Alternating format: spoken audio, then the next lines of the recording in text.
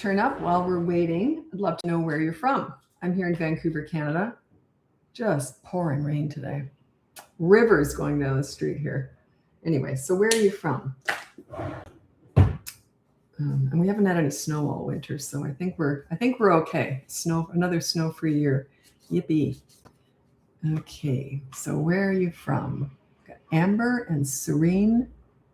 Is that how it's pronounced? Serene?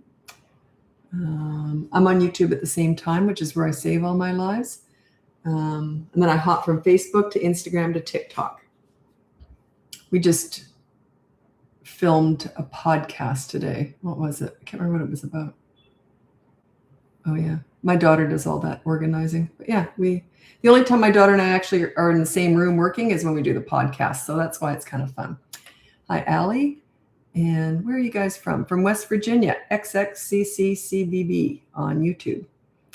West Virginia. I always wonder why people come up. I have a really dumb one. I have a YouTube channel that I use just for personal, just for watching stuff. And yeah, it's pretty dumb, pretty simple. Tennessee and Mexico, welcome on YouTube. So we got Jocelyn is from Tampa, Florida. This is on Facebook. And how many people have I got? I'll wait till I get a few more people here. Okay. I reupholstered a chair the other day and it actually worked. New skill. I'm a sewer, but I don't sew much these days. But anyway, I'm just making conversation, waiting for people to turn up. Okay, Batesville, Mississippi. Hi, Lauren. And we've got Alina and Anna.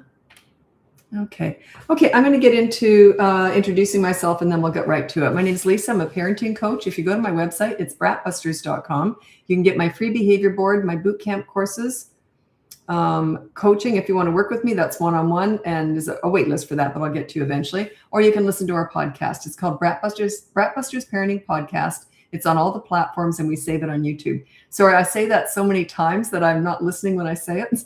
Sometimes I stumble. Okay. It's like there was someone asked a news reporter, oh, remember that thing you talked about on the news?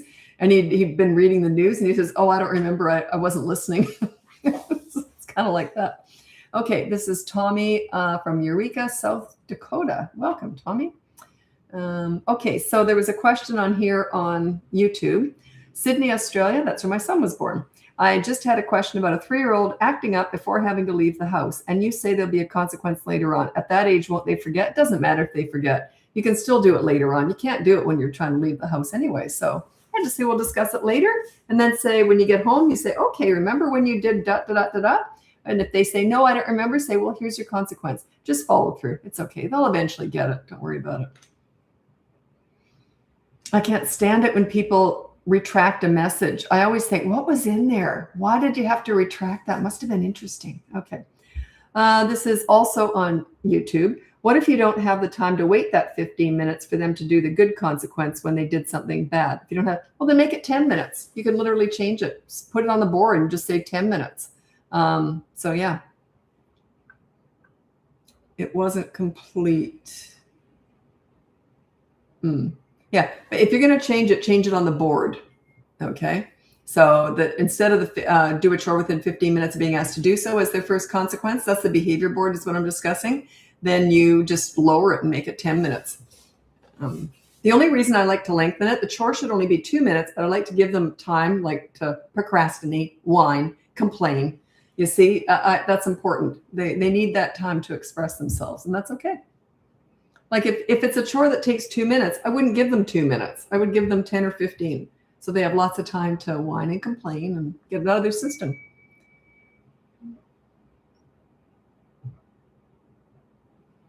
You said 3-year-old saying no a lot. That's just back talk. So that means you're not a leader yet. So work on your leadership skills. Start with the behavior board. It's free on my website. It's the training wheels with all this stuff. It teaches you how to set up a behavior board, and you're on it too. That's what starts to really get you the respect. Is you're on it. If you're not on it, you're just a dictator. Okay, you got to be on there. You got to be accountable because you want to be a leader, right? How do you reply with attitude when they give attitude? You just ignore it. You can't. Their bad attitude is a sign that you're not a leader. It just means they don't respect you. So it's your fault. You can't blame them for something you did. You caused that bad attitude. Okay. You just did. Okay. So when they're past the age of 3, you caused it. Their behavior between the ages of 3 and 12 is a direct result of your parenting. So you can't blame them for something you caused. Okay. You got to work on your leadership skills. They don't have attitude to the leader. Okay, we've got Alicia from Ontario, Canada, and we've got Danielle from California. Welcome.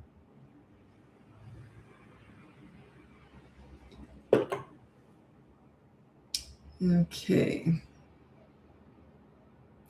We are circus performers, so training is your circus performers. Wow.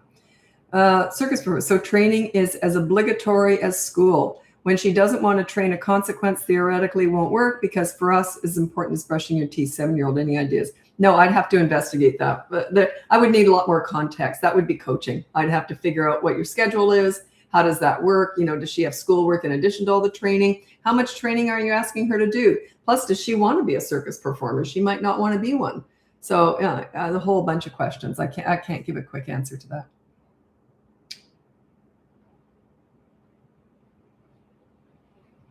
You got a 17-month-old. This is Darlin. So they're doing the alligator roll. We used to call it the crocodile roll in Australia.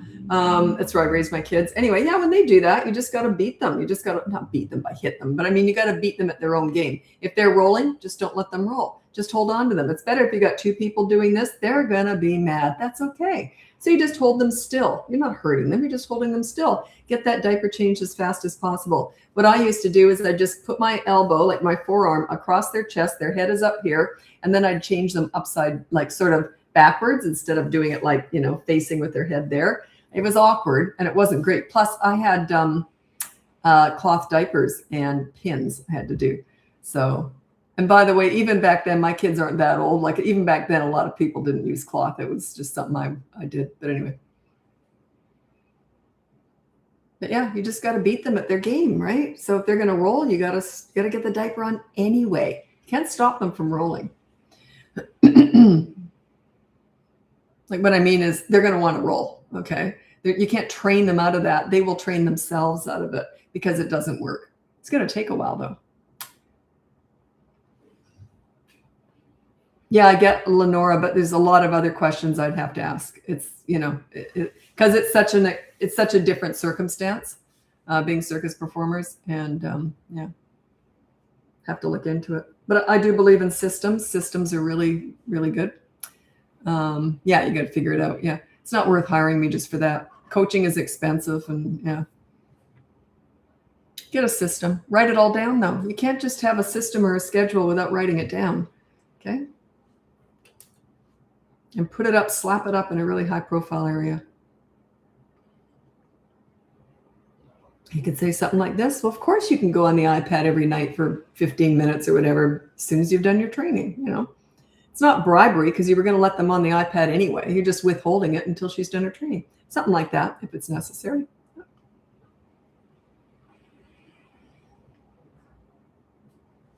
This is Karis. Good question, but I got no answer. Well, I do, but you won't like it. This is Karis. What do you do?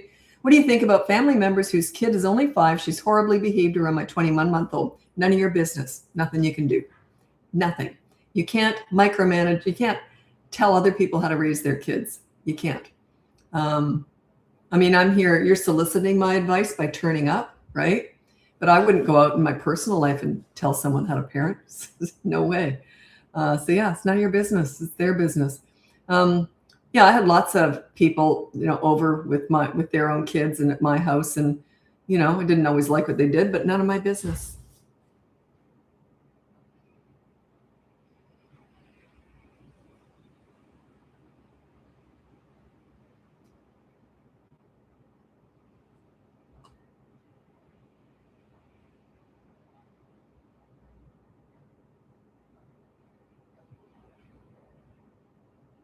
Oh, I don't know. This is Olivia. I don't know the age or anything. You have to put down an age for that.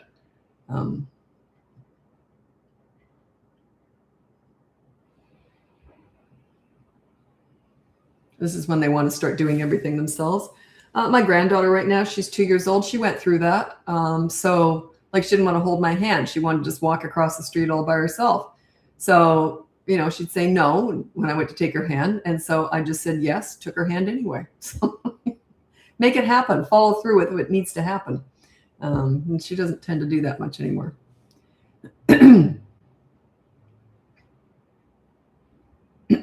Okay, sorry, my throat's going.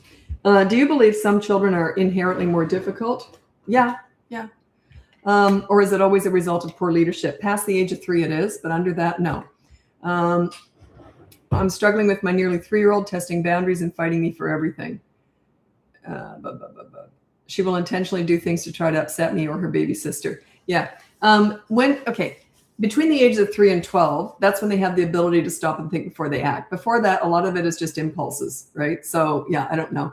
She's testing you. The age of 3, I always say, is the fork in the road. When they turn 3, they either get easier or worse. It depends on you. If you're a leader, they get easier. If you're not, they get worse. So, we'll see what happens at 3. It's almost right at 3 too. It's amazing. But yeah, that's when you really know you're a leader. They get super easy at 3. So, because you've been working on it, with the toddler years.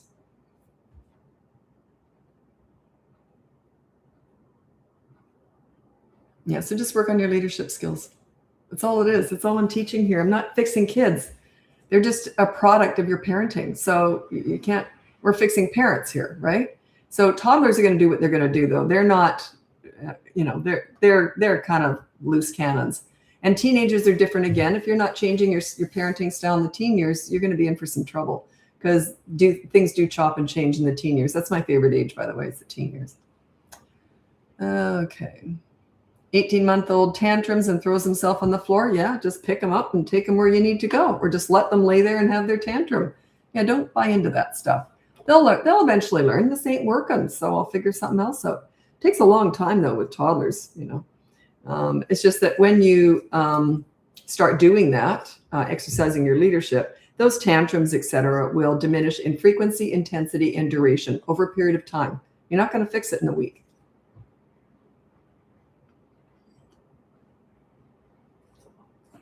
Good question here. This is Tiffo Miff. Okay. Can a rule be no whining during board games? 3-year-old gets whiny if someone else gets a point. No, you can't really put that down. Yeah, I got a lot of things. Oh, hi, Tabitha. Yeah, I got a lot of things I could say about that. Because whining and poor sportsmanship. Well, whining, we won't even address that one. Okay, poor sportsmanship. Let's just talk about that. They're whining because they're a poor sport. Okay. My mom used to say about my brother and I, "You're such good sports." And I was so little, I didn't understand that because I was not good at sports. And I thought, why does she keep saying I'm good at sports? I didn't understand it. And I would just say, "Oh, okay, thanks, Mom." But she said, "You're such a good sport." It was very important to her to raise good sports. She did not like a sore loser. Anyway, but you know what she did? We were a gaming family. I learned how to play crib when I was 5.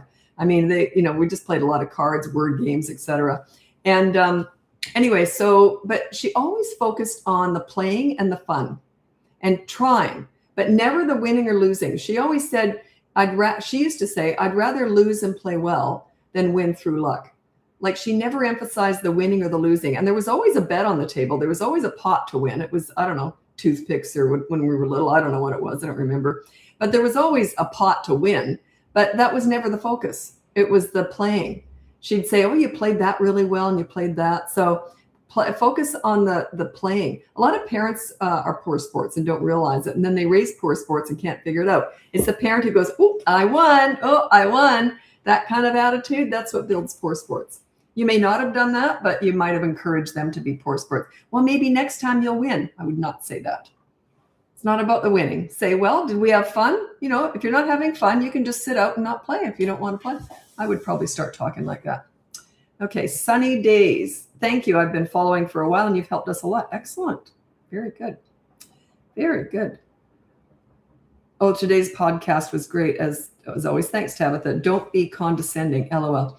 Yeah, everyone struggles with this because they think if they say to their kids, "Now you should know better. You wouldn't do that again, would you?" See that patronizing, condescending voice? I don't know if that's what I was talking about on the podcast, but I don't like that. It's kind of mean. It's kind of arrogant. You should know better than that. I don't talk like that. It's shaming and blaming. It's mean. I don't remember what the podcast was today. My daughter puts all those out.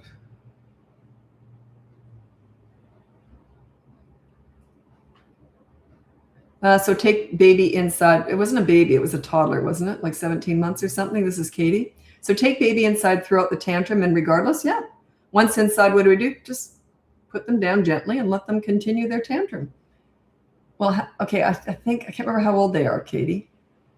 I'll try and go back a bit, but I get nauseous. 18 months. Oh, no, they're a toddler. No, I just let them go and let them keep having the tantrum. You want them to finish what they started, right? So don't get involved in those tantrums. You can look up BratBusters tantrums. Just Google it.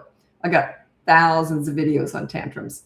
So yeah, how you effectively ignore a tantrum.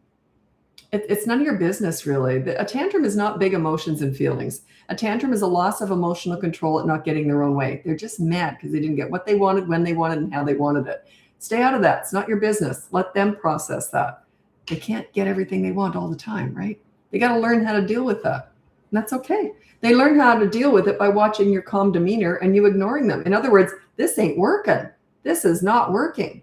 That's what you want them to think. It's what you want them to understand. It's not going to work.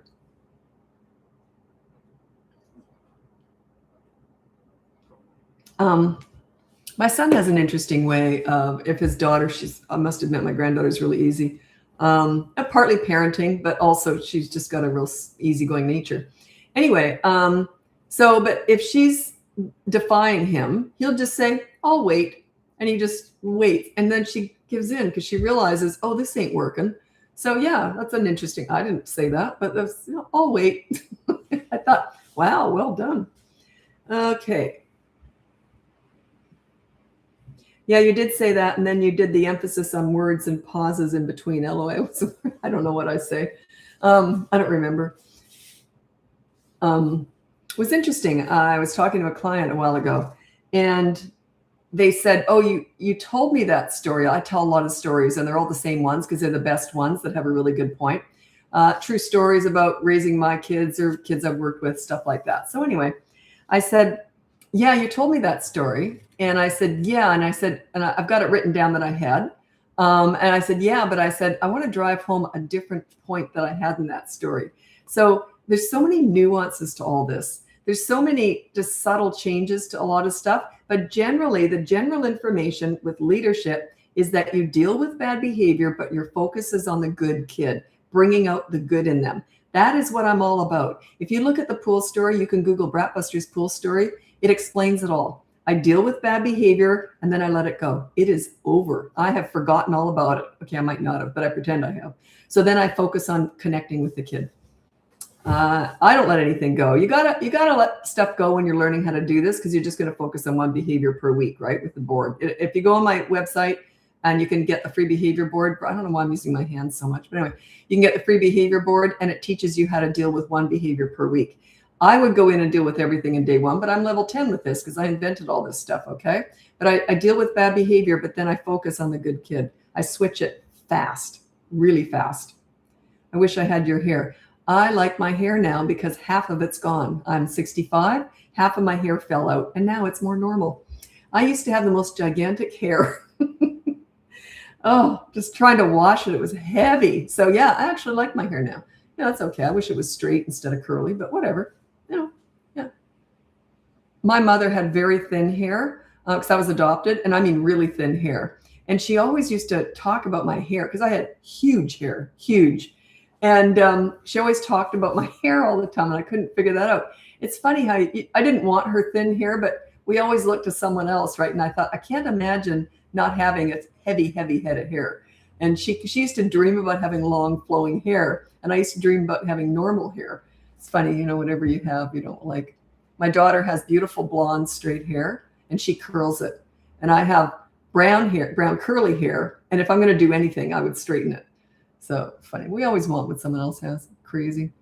What do you do when a 7-year-old tells you he hates you? If you're on the Dumbo at Disneyland and he says that, I'd be concerned. I'd ask him about it. If he says I hate you just because he's mad because he didn't get his own way, I'd go, okay, and walk away. Big deal.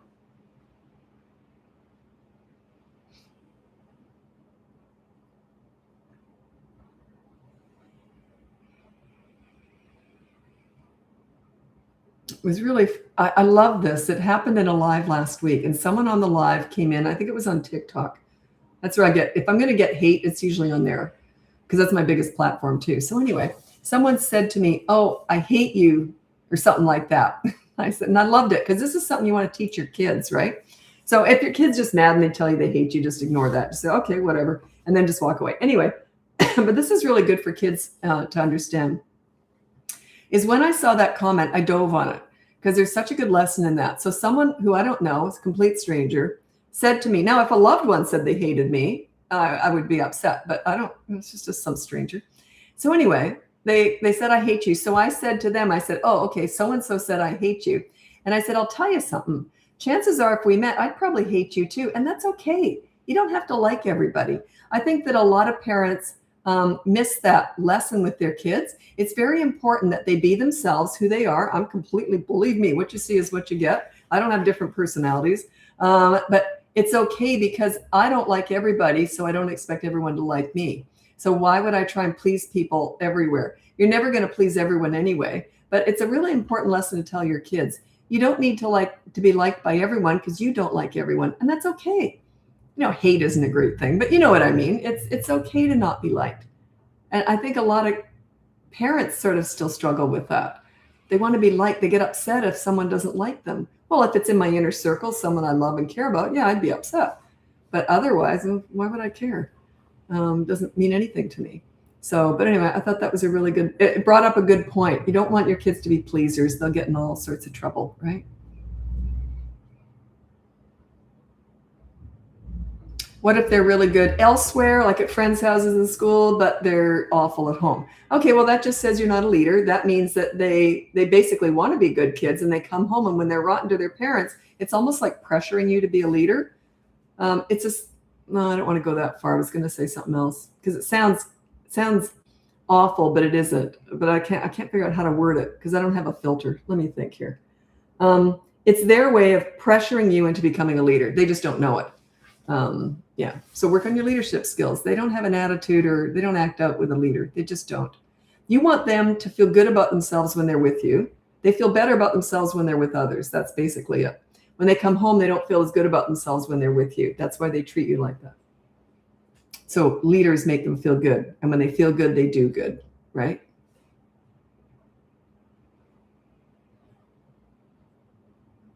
Nope, no spanking. Spanking and yelling are signs that you're out of control. You don't know what to do. I'm teaching you what else to do.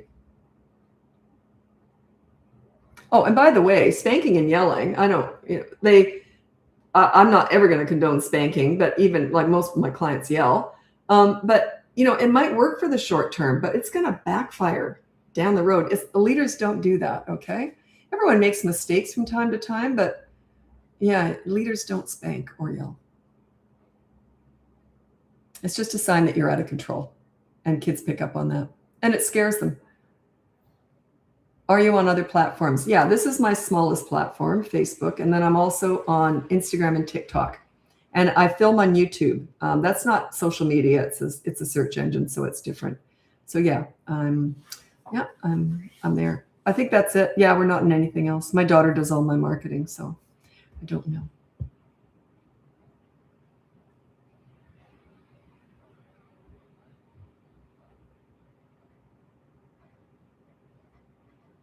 Actually, just a little background story. I've been doing this for 20 years, and I was doing okay. But about 4 years ago, my daughter kept bugging me, go on TikTok, go on TikTok. It was made for you, Mom. You don't have to filter. You don't have to worry about how you look, nothing. Just go on there and chat for like 30 seconds. So I did, standing in the bathroom mirror, talking to myself in the mirror, holding my phone, shaking because I couldn't hold it still, talking with it. Horrible, horrible. Blew up overnight. 600,000 followers in 6 months. Blew up. TikTok changed our lives. Now my daughter's with me. She left a corporate job. She's with me now. If you've got something that you think can help people and you feel like you're good at it, you can speak about it and talk about it, do it. Get out there. Share your knowledge. Share what you've got. We've all got something we can share. But anyway, it changed our lives. It was unbelievable. So TikTok is where I really got started on social media. I've been off and on social media over the years, but I didn't know what I was doing and blah, blah, blah. I started my business 20 years ago doing TV and radio back in the olden days. That's what was big back then.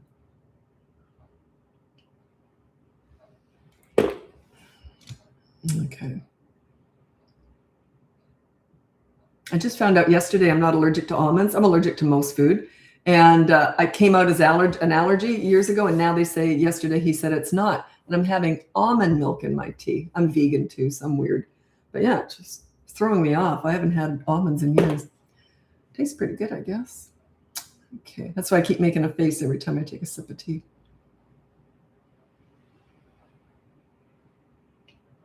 You are correct about it all. Don't have a book. Correct about it all. Don't have a book. I don't know what that means.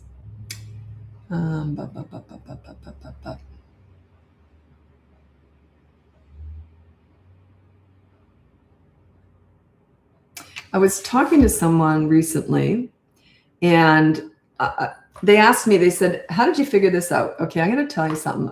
I think this is interesting.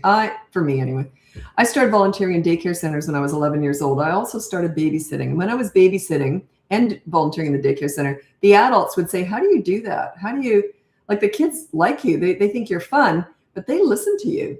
I was a leader at 11. I just always understood kids. And I just get it. I was always studying them, trying to figure myself out, trying to figure kids out. I can literally think back to when I was 3, not below. I can think of it. I remember a couple things when I was younger, but I can literally remember what I was thinking at 3. I can't remember so much what I was feeling, or is it the other way around? But it's a bit, because I was so young, right? But I can literally remember my every single age since I was 3, what I was thinking, what, the way my brain worked. I can remember being 4 and remembering back to when I was 3 and wondering why I did something at 3, because it didn't make any sense at 4. So I was always trying to figure this out. Kids, if you can figure kids out, you can kind of figure yourself out, because we were all kids at one time. We're all forming. And I can literally remember how I was advancing mentally, or not, whatever. But yeah, I find kids fascinating because we were all there once, and that's our roots. They say if you want to understand today, you got to study yesterday. I don't read history, but it's kind of like that. Figure out why you are the way you are. Most things come from childhood. Most of they say your personality is formed in the first 7 years, and it's all done through observation. They might hear a little bit, but it's all observation. They're watching everything around. So yeah, kids are fascinating. And I was talking to a client earlier. I can say this. I'll change it around a little bit. Anyway, and they told me something their kid had done, which they weren't happy about. And I laughed. I actually thought it was funny. It was kind of naughty too, but it was cute. I thought it was kind of funny. And I can kind of see, because I can relate to that age, that other kids thought it was funny too, but the kids shouldn't have done it. But anyway, but yeah, kids they're amazing. They're just amazing little creatures. I find them fascinating.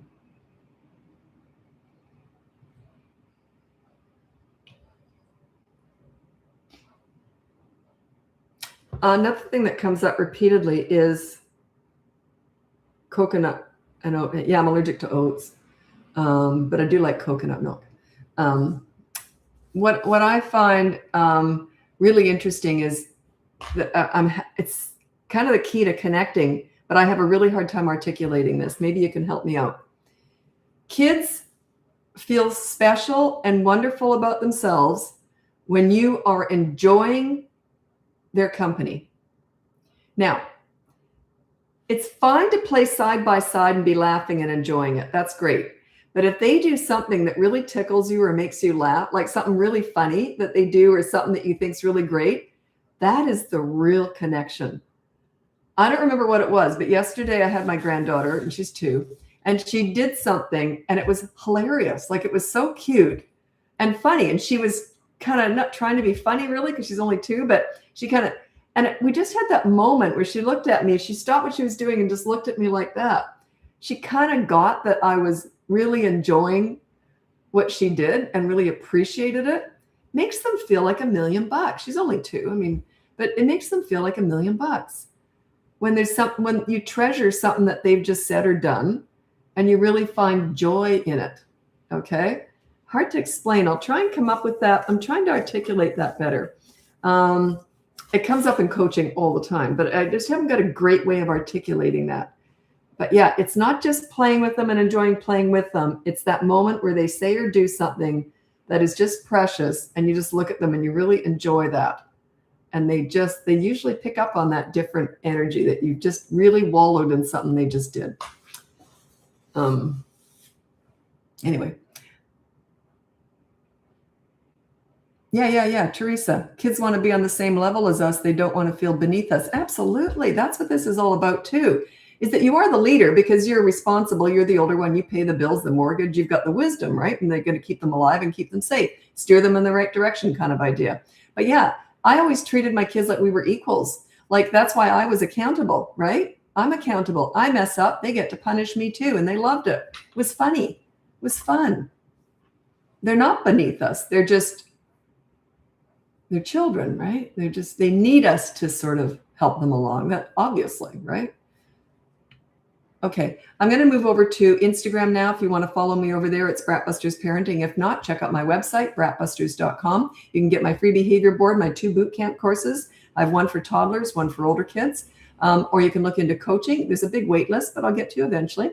Or you can listen to our podcast. It's called BratBusters Parenting Podcast.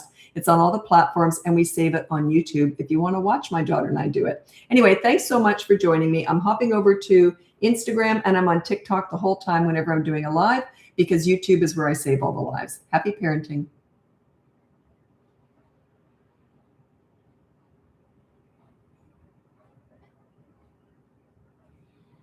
I'm going to read what you said. Lenora, it's funny.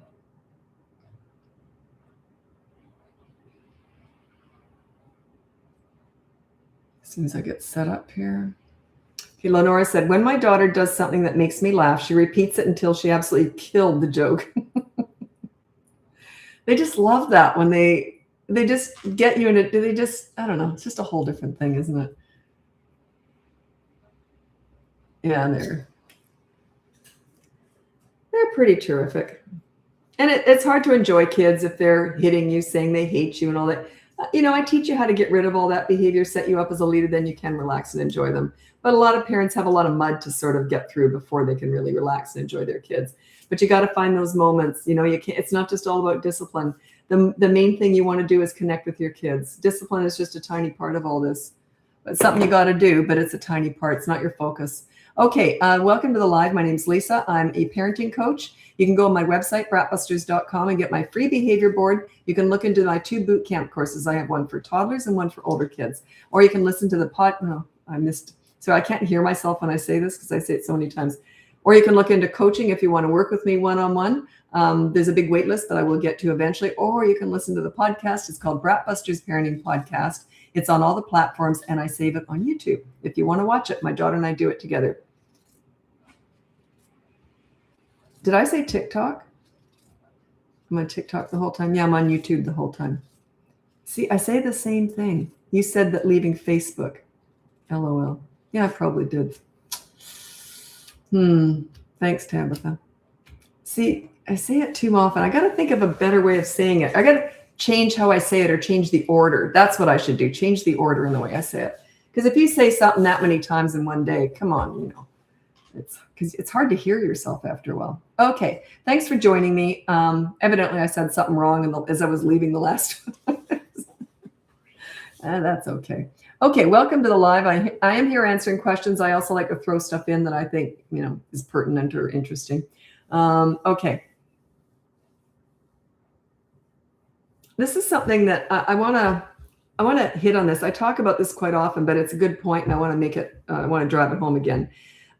It's not a lack of understanding, but rather a lack of control. A lot of parents are so busy trying to explain all the bad behavior and what kids shouldn't do and what they should do because they want them to understand it. Past the age of 2.5, they usually know right from wrong. Okay. It's not a lack of understanding that has anything to do with them doing right from wrong. It's the consequences which stop it. Okay. It's the consequences which drive them into the good path. Right. So it's not it's not a lack of understanding, right? They already understand it. So you say, I want them to understand why they should be good. They don't care.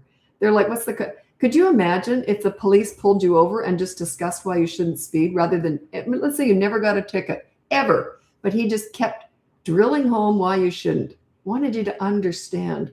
Would you maybe speed? Think about it. The tax department, the government says, The reason why you should pay your income tax on time is because of this. There's no penalty or anything if you don't, but you really should. I want you to understand that you really should. Think about it. We don't operate that way. Why do you think kids should? They already understand. It's the consequences. That's what changes everything. It's not the reward system. You know, those reward charts for good behavior, it's absolute garbage, absolute crap. If you want me to go on about that, I will. But I've gone on about that many times in the past. Okay.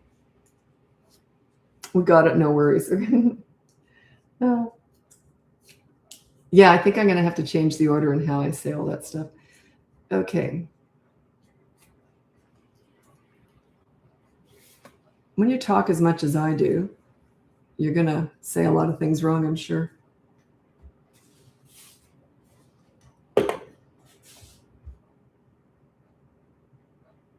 I'd never pay my taxes if there was no consequence.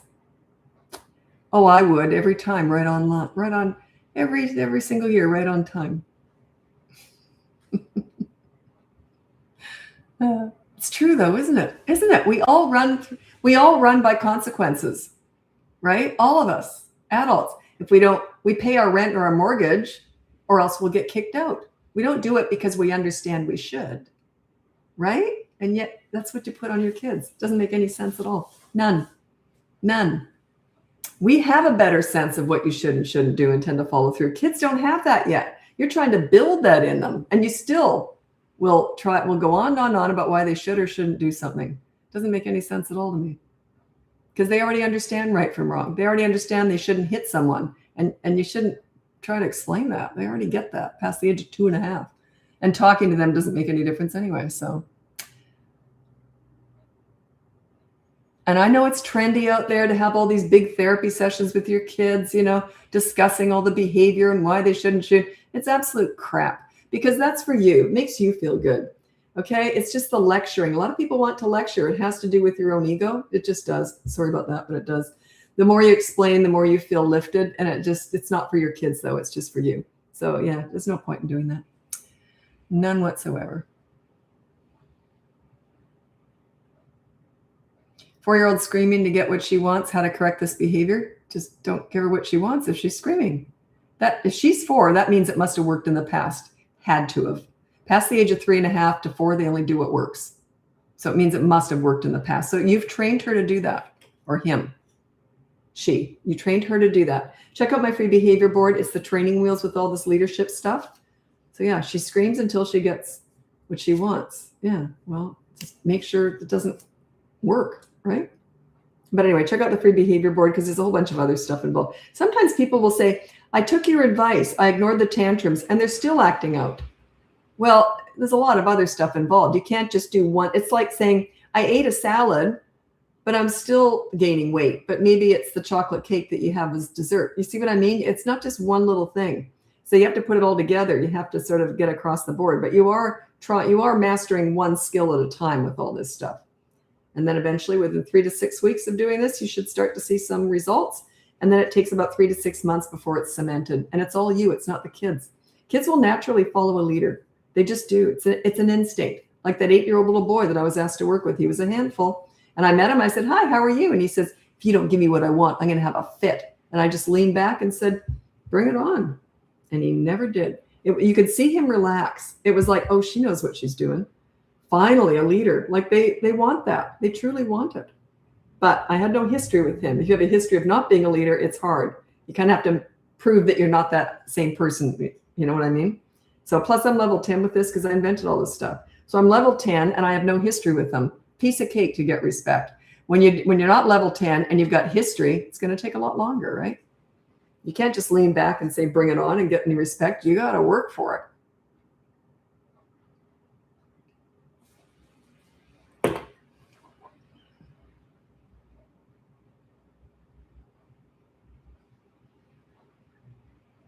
You tell that 8-year-old story often.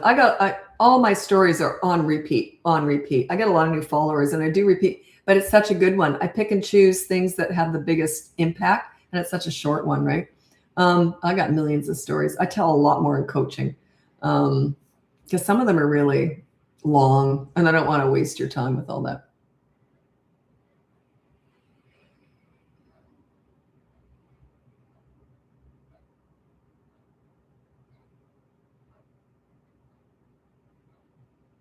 Okay, 17-month-old screams when we're not playing, when I'm holding him, in the shopping cart, times when I can't remove myself. What can I do besides ignore it? Nothing. You just ignore it. And make sure he doesn't get what he wants while he's doing that. He doesn't get any attention. He doesn't get any toys. He doesn't get anything. You don't hand him anything. You're just waiting. Look like you're waiting for a bus. You look away. Don't look at him. And then as soon as he stops, oh, y'all done? Okay, let's go to the park, or let's get going now. Then you get attention. If he starts up again, go whoops, and then ignore him again. He'll eventually learn. He might start looking at, he'll usually get worse, by the way. When they can't get your attention and they're used to doing it that way, and then they can't get your attention, they'll fight even harder for it. They usually get worse before they get better, because they remember the old you when they did get attention. You did reward them with attention before usually. So it's going to get harder, but it's all part of it.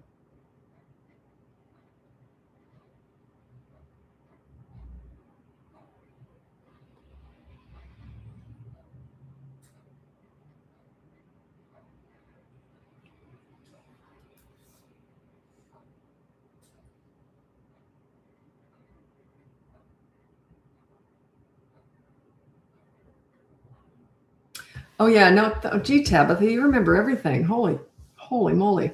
Yeah, anything with my mom in it. One of my favorite stories, not a story, but just the difference in my mom and my dad. Yeah, and actually, it was a podcast we filmed. We talked about different parenting styles. That was it. And we just filmed that today. I don't know when it'll be out. My daughter does all that. Anyway, so my parents were very different. My dad was the pleaser. My mom was more the leader. Okay, so I was never yelled at. Like, I've never yelled at my kids. Leaders don't yell, right? But anyway, I can remember my dad spoiled me when I was really little. And I'd say, Daddy, can I have this? He goes, sure, sweetie pie, you can have anything you want. But I was very careful to ask him when Mom couldn't hear. So I knew if I'd said to Mom, she would have gone, yeah, right. She was the leader. So anyway, I remember this one day though, and I was probably 3 or 4. I think it was about 3. And I remember I said to Dad, Daddy, can I have it? Sure, sweetie pie, you can have anything you want. And he stopped himself. And then he went, oh, let's go check with Mom. And I said, oh, never mind. So, because I knew she was going to say, don't be ridiculous. She can't have that. So you don't both have to be leaders, but the one who isn't has to sort of back up the leader or use the leader as leverage. So it can still work. They only need one leader, but you can't have someone opposing that or going against it or wrecking it, right? So, yeah. But I remember that. I remember thinking, oh, he's clued into that, because I had already clued into it. There's no way I would have asked my mom for whatever I was asking for. She would have said, yeah, right. Good luck with that. It's funny.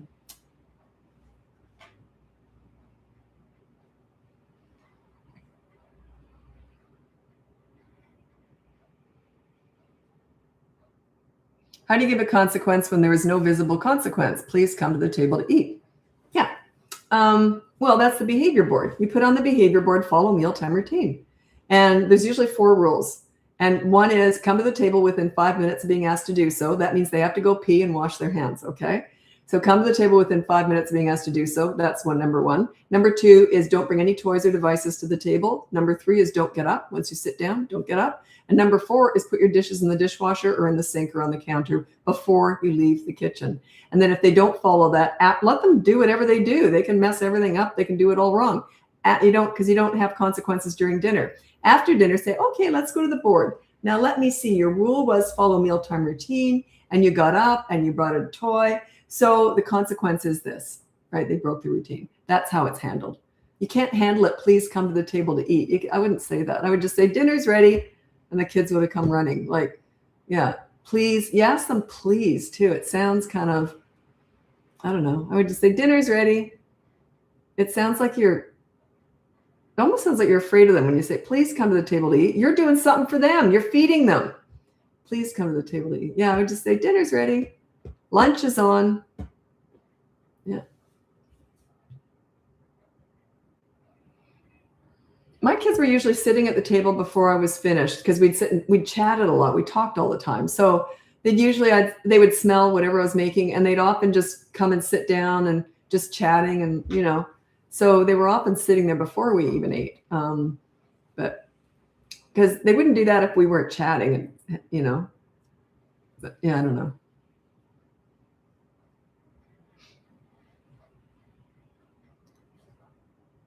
I don't understand this at all. Said our daughter writes a check for her consequences on the board, but decided the consequence is worth it. I feel like I have no leverage. I don't understand that. Writes a check. Never heard that before. You got a 2-year-old slapping their head. You just physically restrain them so they can't keep hurting themselves. If they're hurting themselves, hurting someone else, or damaging property, you just physically restrain them. You don't look at them or talk to them, though. You can just say one word, no. She goes to hit her head, just grab her by the wrist and just hold it. Don't hurt her. Just hold it, say no. She's going to get worse. She's going to fight you.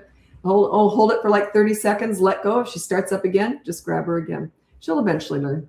You just got to stop them from hurting themselves, right? But you don't look at her or talk to her. Don't do the mini therapy sessions discussing it. Don't do it. It's useless. They're not listening to you. They will even parrot you. No, mommy, I know I shouldn't hit myself. Are you going to do it again? No. You promise? I promise. Are you sorry? I'm sorry. Then they do it. And the parents will say, and then they did it again. I'm like, hey, what's your point? Of course they did. That mini therapy session was just for you. It has nothing to do with your kids. Nothing.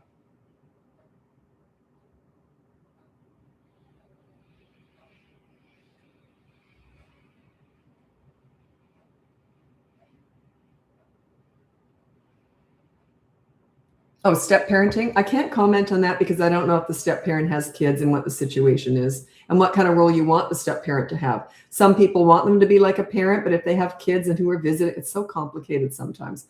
So that would be more coaching. You probably don't need coaching just for that though. But yeah, I'd have to figure out exactly what's going on. Then we could move forward. Every person wants something different from that new partner. They might want them to take the parenting role. They might want them to be more of a friend or like an uncle or, so I don't know what kind of role you want them to have. So it makes a big difference.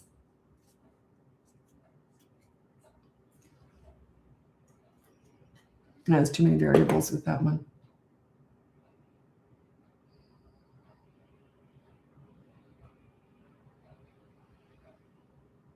Sorry, just a saying in our house, write a check. Doesn't actually write. No, I knew that. I just didn't know what the saying meant.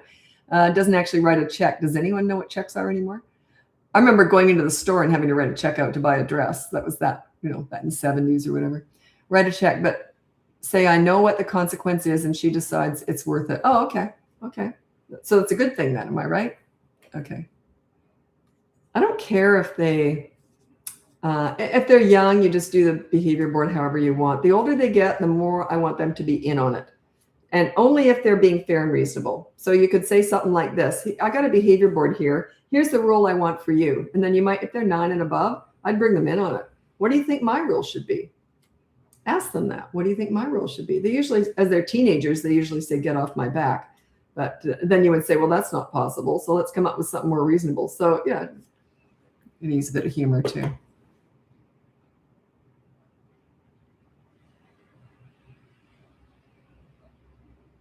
Okay, a toddler bangs the fork on the table. I'd take the fork away and then hand feed them.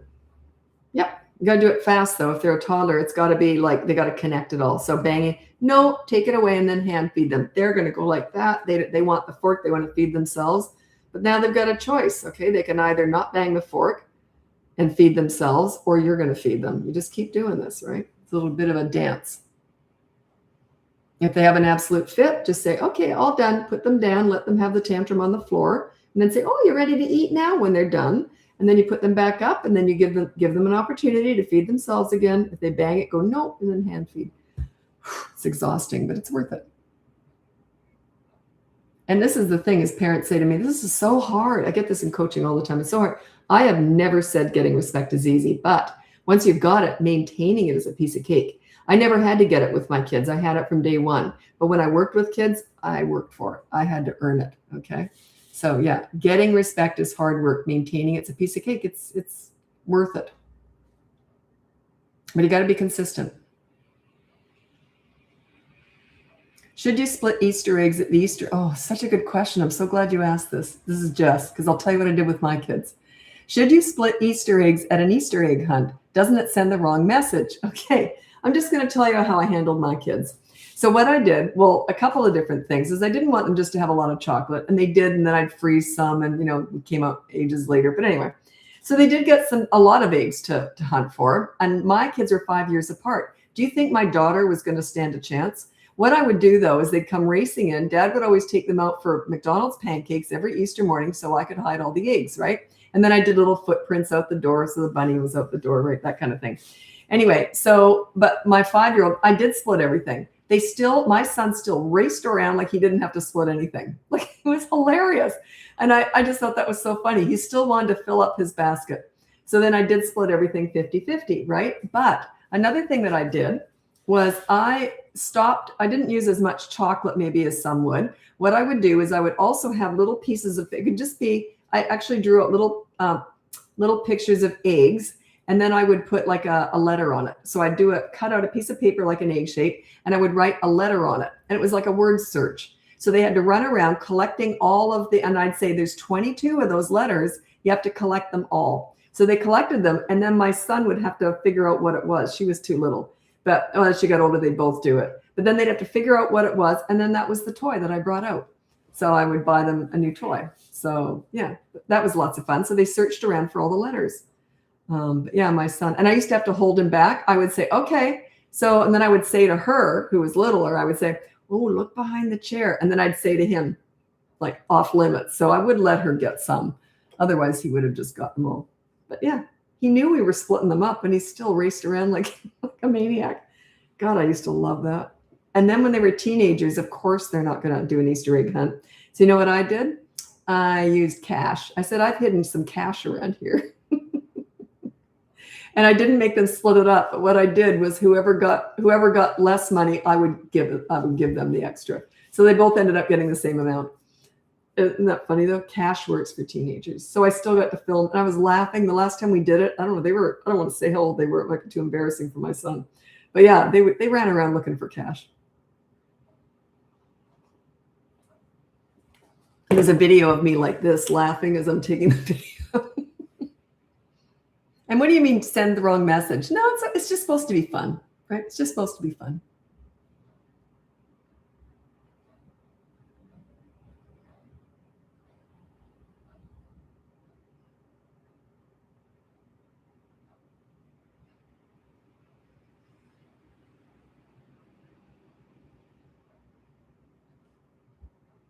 Oh, autism. Yeah. Usually I say I reserve the special needs stuff for coaching.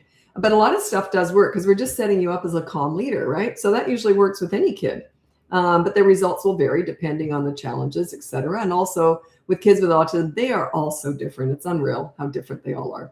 Other special needs, not as much as I find autism. Kids are just so different. Depends where they are on the spectrum, et cetera, et cetera. But I always ask the parents, I say, well, we're going to throw mud at the wall and see what sticks. But I need to know what's stuck and what hasn't stuck in the past. So if I'm going to come up with some ideas, then I need to know, did you try this already? And also they have to have therapists and everything they're working with too, right? I'm just the parent-child relationship person. But yeah, so it's just more involved, that's all. But a lot of it, you want to set yourself up as a calm leader, no matter what's going on with your kids, really. That's all I'm teaching here. I'm teaching parenting, not kidding. So I want to set you all up as a calm leader so you kind of can relax and enjoy parenting, right? My goal is not that you raise nice kids. That's a byproduct, which is great. My goal is that you enjoy your kids. I want you to wallow in your kids like I did. I loved it. It was the most fun time I ever had in my whole life, was raising my kids. Every single day was fun. We laughed because I had all that pesky discipline out of the way by the time they were about 3. So I was a leader, so I could just relax and enjoy them. That's what I want for you. I want you to enjoy your kids.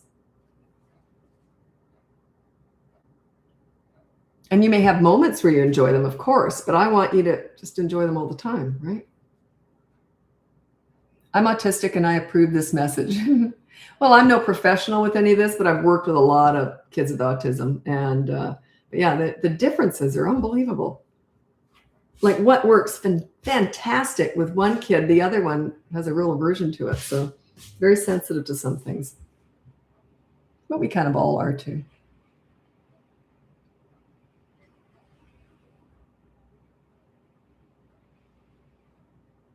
When my 20-year-olds would come for Easter dinner, they still loved hunting for eggs together. It was nostalgic and fun. Yeah. And I got a grandkid now. So when she's a bit older, I'll probably be doing that too. But I don't think, she's just 2. She's not into chocolate yet. I think the first time my daughter ever had chocolate, I remember she was 2, and it was an Easter egg. That was it. And I just let her have like a half of a hollow one, that kind of thing. So I remember her face. I think I've got it on video. I don't remember. She took a bite of it and she went like this. Like she'd never had anything so fabulous before. She was just used to mom's healthy cooking, all that boring stuff, but her face just lit up. 4-year-olds still can't sit still while eating. They don't have to sit still, but they have to sit in the chair, right? Can they sit still for a video game? I'm wondering. Like, do they have the physical ability and mental ability to sit still? So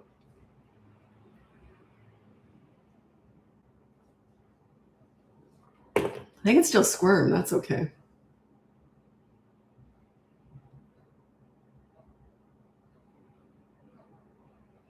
Oh, I hate it when people ask me this about kids being aggressive with animals. I always say I rehome them. Yeah, I would rehome them, or even just temporarily till you get this sorted out. I would never allow an animal to be abused. I've had animals my whole life, except the last couple of years. My last dog died. My life's in a different place now. But anyway, I've had animals my whole life, and my kids knew you never pick up the dog. It was a little Maltese. And I said, you never pick up the dog, because they could run and drop her or something, right? I was scared, but they could hold her if I put her in their lap on a chair. So then they weren't allowed to pick up the dog, and they couldn't run past the bird cage because it might frighten the bird, right? So they knew that. And if I couldn't have controlled them to treat the animals well, I would have rehomed the animals for sure. I love it. I would never allow an animal to be mistreated in my home. That Maltese, she was definitely my dog. But my son just loved her. She had attitude, that little dog. Maltese can be quite feisty. Anyways, my son was, I don't know, 18 or something. And he says, you know what happened last night? She was on his bed and she didn't normally sleep in his room. She slept wherever she wanted. We have 3 different floors. She just slept wherever she wanted, right? So he went to bed. It was late. And he goes to bed and he says, she's on my bed. And as soon as I went towards her, she snarled and showed her teeth. And so he backed up, and then he went to sleep on the couch, and he thought, the heck with this. So we had to use all the blankets to get her off the bed so we could get in bed.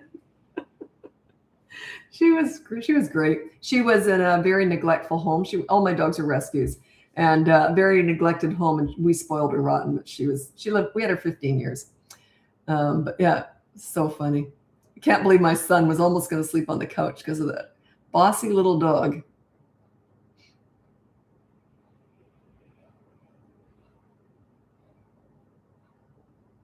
Yeah, you said we rehomed our dog due to that. It's not fair to the animal. I know you love the animal, but it's not, they don't need just love. They need to be cared for properly too. So that's the first priority.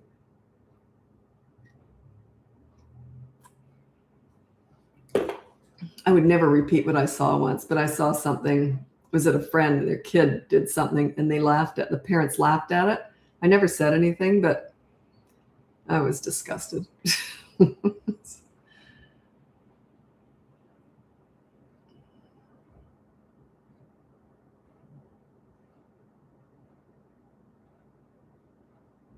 Okay. Hello from London. I was only there for maybe a half a day once. For almost 50 years ago. I should get back. I should travel. I don't think I like traveling that much. I did so much of it when I was young, and I lived in Australia for 20 years, and I've been all over. But I don't know. I don't seem to want to travel anymore. Maybe one day I will again. I'll pick up the travel bug. Anyway, I got to move over to TikTok now if you want to join me over there. If not, check out my website. It's BratBusters.com. You can sign up for coaching. I do have a big wait list for that. So I'm trying to mix up the order in which I say this so I can hear myself say it. Anyway, I'll get to you eventually with coaching, or you can listen to our podcast. It's called BratBusters Parenting Podcast, and it's on all the platforms. Or you can get my free behavior board. It's on my website, BratBusters.com. Or you can also look into my courses. I have 2 of them, one for toddlers, one for older kids. See, I had to think about that because it was all out of order. That was a good one. Thanks, Tabitha. Okay, thanks so much for joining me. I'm hopping over to TikTok now, and I'm on YouTube the whole time. Whenever I'm doing a live, that's where I save all these lives. Happy parenting. Boy, that was hard to do.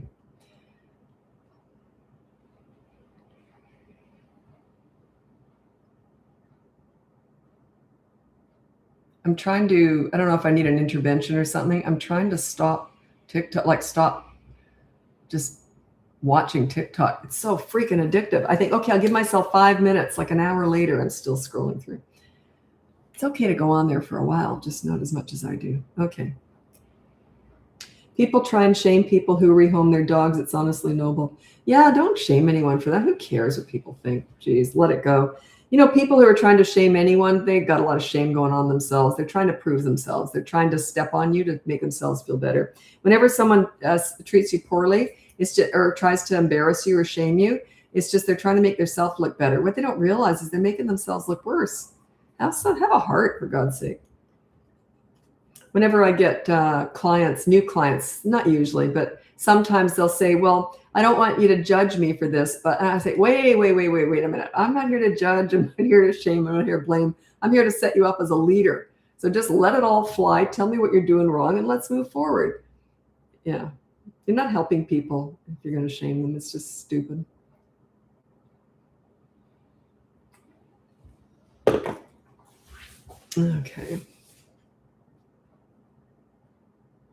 Okay, someone asked about this, and I hate answering it, but I will tell you a story because I can't give you advice on this. Picky eating, The Darkness Strikes on YouTube, asked me about any tips on picky eating. I'm not qualified to discuss nutrition. I'm not a doctor. I have no degrees at all. I'm not a nutritionist, but I will tell you a story of how I raised my kids. One of my kids was a fussier eater than the other. So, but what I was good at, I made everything from scratch. We had no junk food in the house. So my kids knew that if they didn't eat healthy, they didn't eat. They just grew up like that. But I still tried to make things tasty. I knew what they liked. So, and I cooked around that, right? So like, I was very good at sneaking stuff into sauces and breads. Like if I made bread, it had healthy stuff thrown in because I made everything from scratch. God, I hate cooking. But anyway, I did it. But whenever I made anything, I was always thinking, now what can I sneak in here? I remember once I made some bread or buns or something, and I said, oh, it's a new recipe. I got some green flour. I had thrown broccoli in there. I don't think they bought that one. That one didn't go over too well.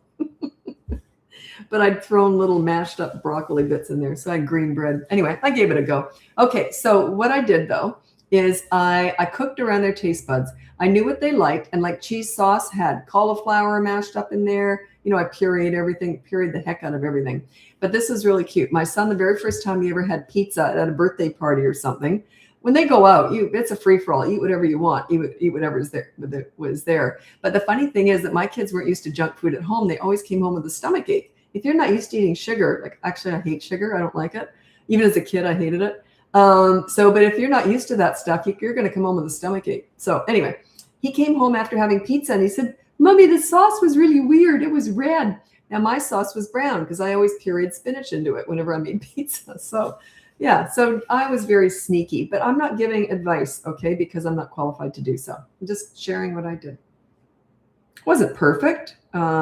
Yeah, they were still fussy. They still liked certain things. But another thing too is because I was a leader, they were very good at trying stuff.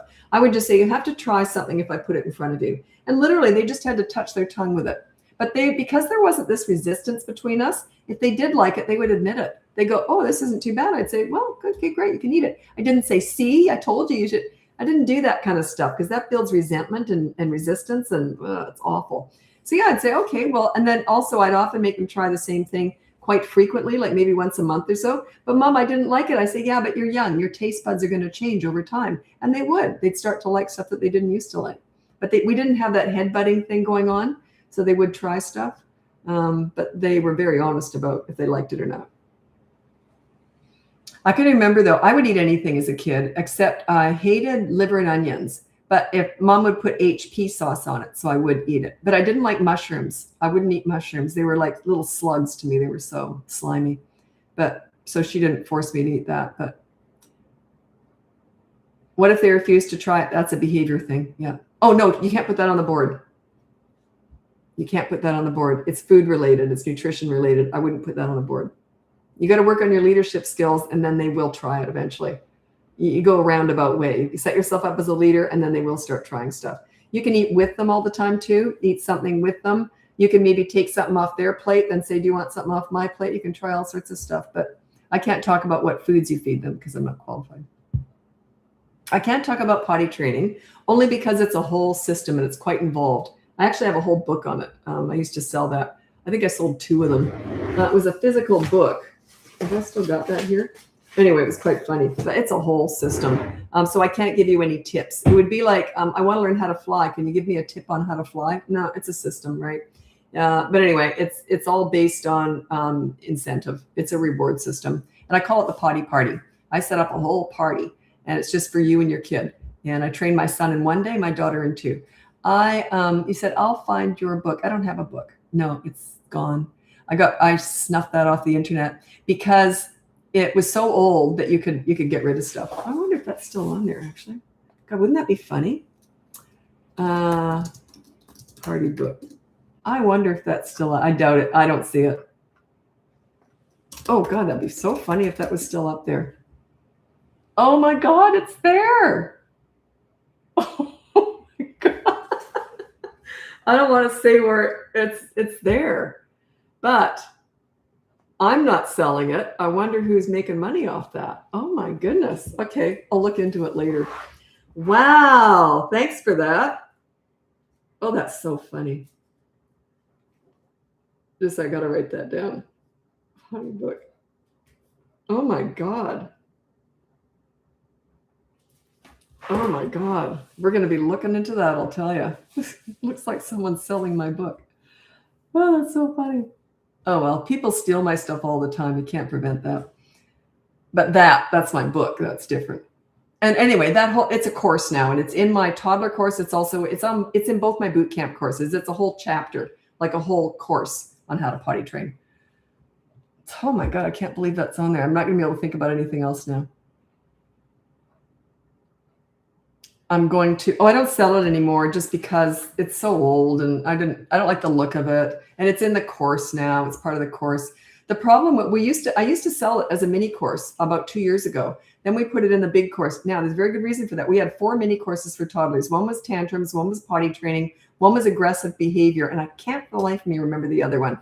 Anyway, they're all now in the other courses, okay? The reason is that they buy a tantrum course, but then they'd have a million questions about what if they have a tantrum on the potty. So there was so many questions about everything else that wasn't in the course that I realized you can't just teach one tiny little thing. Then they want to know more about everything else. Well, what about when they hit during potty training? Well, that's the other course. So we just threw it on. It just didn't work. Oh my God. I was really interested in checking out the source of that book. Yeah, but that was literally, I think I wrote that book like 15 years ago. So it was just so old. And I hadn't sold it in years. I think I only had it out there for a year, if that. I don't remember.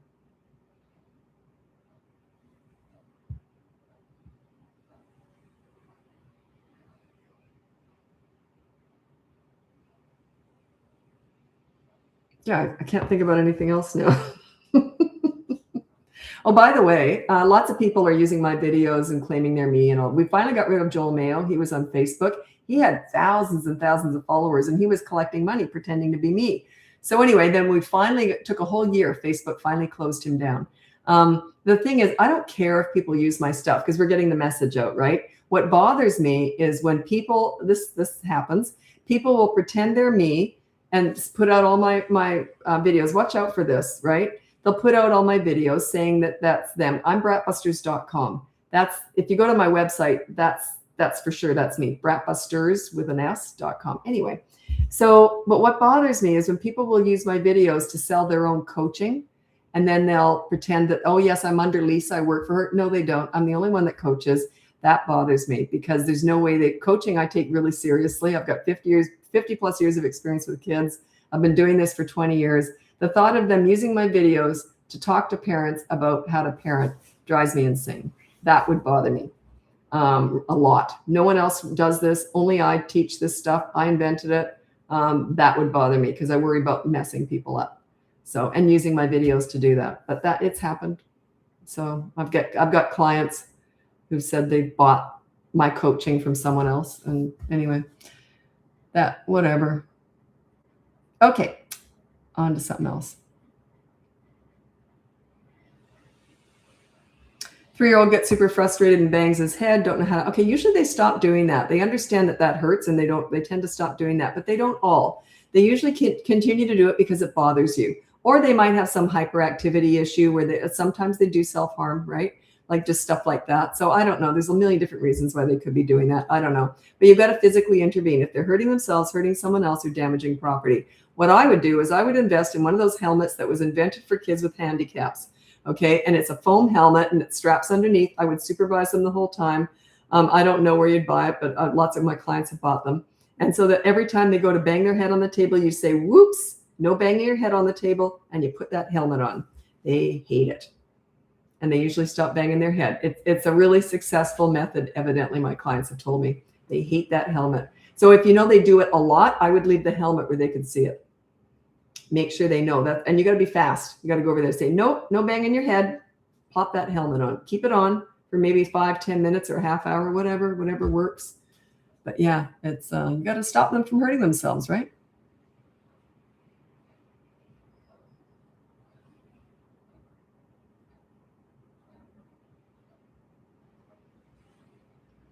Okay, how do I get my 4-year-old to sleep alone? So you've been co-sleeping. You gotta start this off with a bit of a bang. In other words, get him some galaxy lights in his room. Show him that things are different. You know, have a sound machine, something. Oh, I just hit 15,000 steps by sitting here. That's my daily goal, 15,000. I was just sitting here. Evidently, you have to move to do that. I don't know. Anyway. Okay, so yeah, and then you say, okay, so from now on, you're going to stay in bed. Check out all my videos on bedtime battles. I've got tons of videos up there on how you do this. There's 2 parts to bedtime battles. The first part is the routine, bedtime routine, brushing your teeth and getting in bed, right? That goes on the board. Follow bedtime routine. That goes on the board. The behavior board's free on my website, BratBusters.com. Anyway, follow bedtime routine, then have it written out. Brush your teeth, get bath, all that. And then in bed by 8. That's the bedtime routine. If they don't do that, the next morning you say, let's go to the board. Let me see you didn't follow bedtime routine. Here's your consequence. The second part, that night, the second part is the hard part. How to keep them in bed. That's the hard part. You just keep walking them back to bed. You don't talk to them. The first time you might say something like this. I said it's bedtime. Don't get out of bed again. Walk them back to bed, kicking and screaming. I don't care. Only one body part has to touch the mattress. And then you walk out again. When they run out again, you say one word the next time. Bedtime. Stay calm and walk slow. The slower you walk, the calmer you look. Okay. Plus you want to drag it out because they might do it 100 times. Okay. So you don't want to do it fast because that might be 200 times in the same amount of time.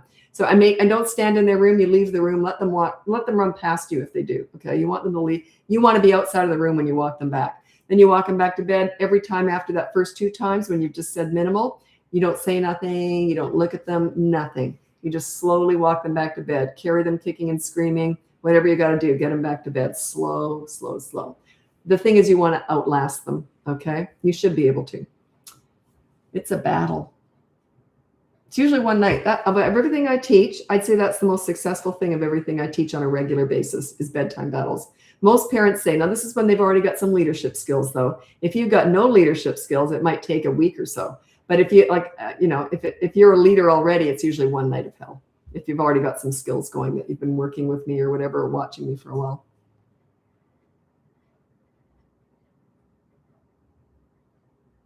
Oh, how can I incorporate your behavior board in childcare? I don't teach that. I have nothing to do with that. I wouldn't know how to teach or run a daycare center, childcare. Parenting is completely different. Business, personal. A lot of teachers in that evidently take some of my advice. I've got some principals who've put some of my stuff up on their boards in the staff room. They can discern what would work and what wouldn't, right? But I just teach parent-child relationship. I know nothing about anything else. I only know about parenting. So a lot of my clients are teachers, principals, child psychologists, whatever. So they have all these child development degrees, and I couldn't do what they do. They're great at working with kids. Parenting's different. It's personal. Very different. Okay? It's not like any other relationship. Nothing else is like parenting.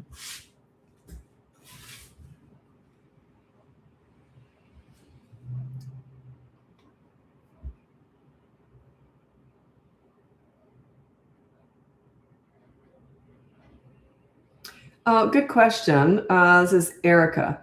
How do you transition from babyhood to 16 months with calm leadership? Any tips? Yeah, babies, you just coddle them and cuddle them. When they cry, you pick them up, right? And then you distract them if they do something naughty. Like if they hit you, you just say no, and then you just distract them with something else while you're holding their hand so they can't keep hitting you. Then when you get into 16 months, that's when you start using consistent corrective actions. If they hit you, you might say no, and then you might get up and walk away. Okay, so you remove the fun or them from the fun. You remove them from the fun or the fun from them. You are the fun too. If they hit you, you just say no, and then you get up and walk away. They will start to connect the dots. It doesn't happen overnight. It might take 50, 100 times, okay?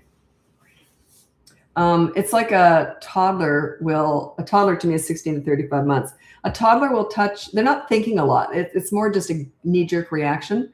One of my clients who was a child psychologist explained that it's the way the brain works, and they had a term for it. I call it knee-jerk reaction, because I don't know anything about psychology. Well, not the real, you know what I mean, I'm not qualified. Anyway, but it's like they'll touch a hot oven 10 times, but they might not touch it the 11th.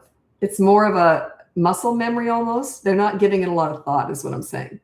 They just sort of know, wait, that hurt, and then their body just almost stops them. It's not so much a real thought process. It's more just habit. So that's why it takes repetition with toddlers. Repetition, repetition.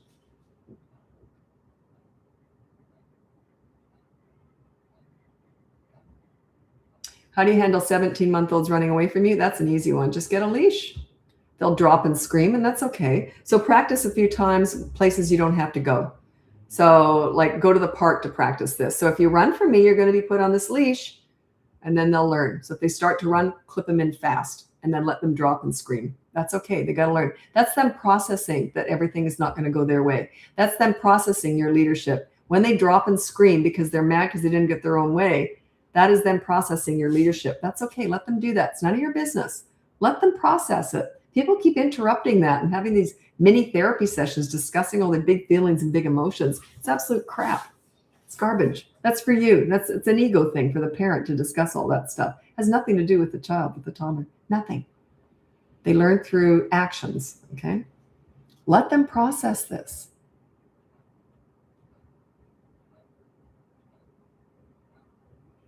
I see some stuff out there, some wild stuff, parents doing things that I think, oh my gosh, like I wish I could help them, but I don't give unsolicited advice, and I'm off the clock anyway. I like to get breaks every so often.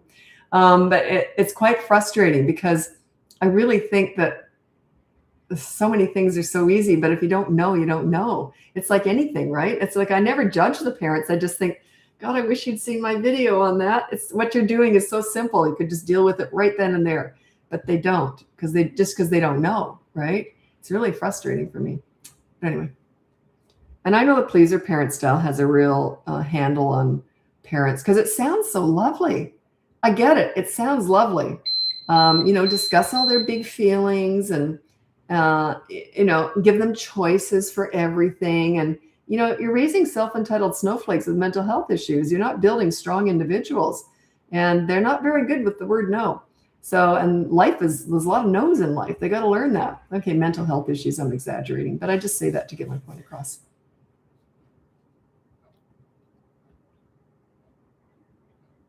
My daughter, I can't remember how she did this, or I don't know, we used it even, but we filmed this podcast the other day, and it was something about don't raise snowflakes with mental health issues. And I said, oh, that's so awful. And she goes, Mom, you say that all the time. I said, yeah, but it sounds better when it comes flying out of my own mouth. I don't have to hear it.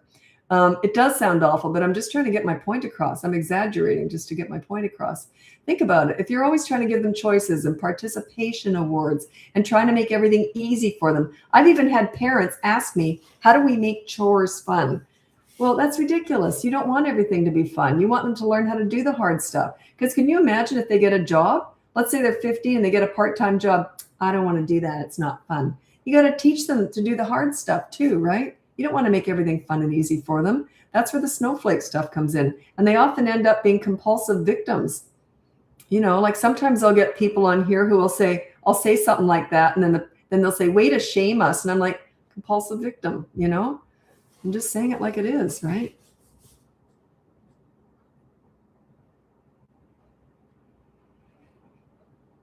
The word no or try again. Yeah, it doesn't hurt them. It's okay that they hear that. Life is full of no's. It's okay that they hear that. Entitled. Oh, she did put that one out. Yeah, I was kind of turned off of that term. I thought it was really rude, but I say it all the time. I don't know why. Well, I have no filter. I just let it all fly. So I can't control my mouth. I kind of trust myself to say the right thing, but probably don't all the time. That's okay. No one's perfect. That's for sure. How do you feel about parents' answer because I said so instead of actual answer? Well, there's a couple of answers there. I wouldn't say that because I said so. That's called pulling the parenting card. That's the authority style. I've done it. I think I did it twice with my kids, and only once I can remember when I did that. And I said, don't question me, just do this. And it was a dangerous situation. We were in an airport, just me and my kids.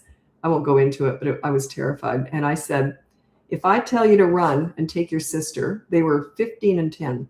And I said, if I tell you to run and take your sister, I don't want you to look back. Don't question me, just do it. And because I thought if he heard me screaming, he'd probably come back. But I said, don't. But anyway, and that was the other time I don't remember, but it would have been a safety issue. So yeah, I would never use that term. Okay, so that's an authority, makes you sound weak, or scared. Same thing. And then the actual answer. Here's the thing: is you're probably answering what they already know. So if they say no, I don't want to do it, or why should I do it? Like, why should I do my homework? You don't have to do that kind of stuff. They already know the answer. Just say, oh well. Like, I wouldn't even bother. Like, if it's already something they already know, they're just trying to get you to explain too much. And the more you explain, the more they complain. They're trying to pull you in so that you explain yourself. Why should they have to do their homework? But why? But you didn't just say, oh, who knows? Crazy me, whatever. They already know. They already know. You're over explaining. I could go on about that one because there's so many different things I want to say about it, but I'm running out of time. So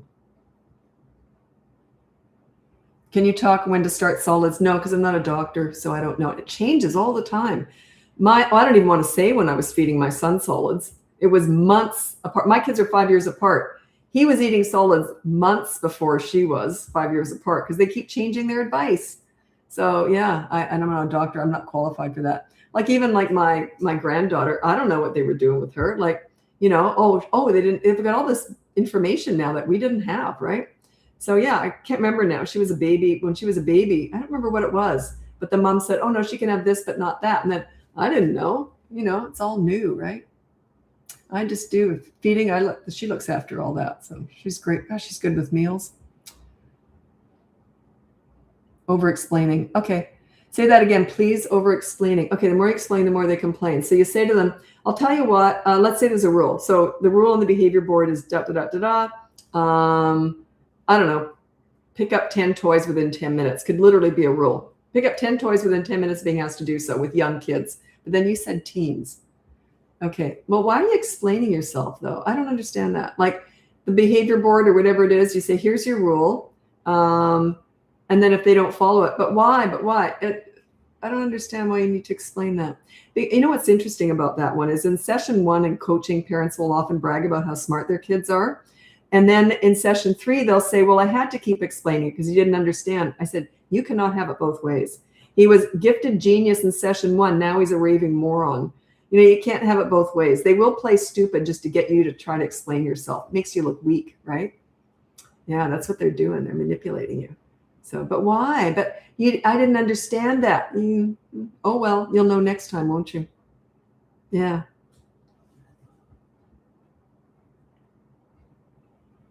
Someone said, love the teen content. So hard trying to figure out rules about it. Yeah. Teens are a different breed. They're my favorite age by far. I started my business 20 years ago with teen crisis work, and they're by far my favorite age because they're so much more complex and interesting. And it's a little bit more challenging and coaching for me too, which I like. But yeah, teenagers are exercising their own leadership and you want to give them a lot more leeway, right? You want to negotiate as much as possible with teenagers and they're going to make mistakes and that's okay. Laugh it off if it's something small. They did something stupid. For sure I would have said, well, that was stupid. Do you want to hear what I did when I was your age? And we'd laugh it off. They're going to make mistakes. Allow that. Allow them to find their way. And remember, you're not raising mini-me's. They're going to have different tastes and things. You might be really religious and they might not be. you got to accept these things, with teenagers. If you're trying to push your own beliefs and feelings and ways, and all your preferences on them, they're going to rebel, or they're just going to hide behind and do stuff behind your back. You got to let them express themselves so long as it's safe, right? Not breaking the law or anything. Tell you something cute. This was really interesting. No one's ever asked me this before. I was telling this one client, I said, when my son was a teenager, he wanted to get some piercings and tattoos, or he was talking about maybe doing that. And I said, I'll tell you what, I said, you're making a lifelong decision here, and you might change your mind when you're an adult. You might regret it. And those big piercings with the big backgammon piece in your ear, stuff like that, right?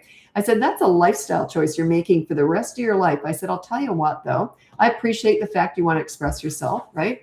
How about you do whatever you want with your hair? Because you can always just cut that off. It's no big deal, right? So he grew his hair down to his butt, and at one point, he actually streaked it. He had a friend streak it. I think it was black, silver, and white, like a skunk. I thought it was really cool. So yeah, but anyway, this client said to me, okay, so as an adult, does he have any tattoos or piercings? And I said, no. So it's interesting. But yeah, I just said, I didn't say, no, you're not going to do that. I said, I'll tell you what, so we discussed it. He didn't end up doing it. Now, what if he'd gone behind my back and done something? I would have been shocked, to be honest, because we had a good relationship. But yeah, he didn't. But anyway, okay, I got to run. Anyway, thanks so much for joining me. Check out my website. It's BratBusters.com. I got to say it in order because I got to run. BratBusters.com. You can get my free behavior board, my courses. I have 2 of them. Boot camp courses, one for toddlers, one for older kids. You can look into coaching if you want to work with me one-on-one. There's a big wait list, but I'll get to that eventually. I'm guessing 1 to 3 months. I'm not sure. Anyway, or you can look into, it might be longer, by the way. I can't guarantee that. Anyway, or you can look into my podcast. It's called BratBusters Parenting Podcast. It's on all the platforms, and we save it on YouTube if you want to watch my daughter and I film it. Anyway, I got to run. Thanks so much for joining me. Happy parenting.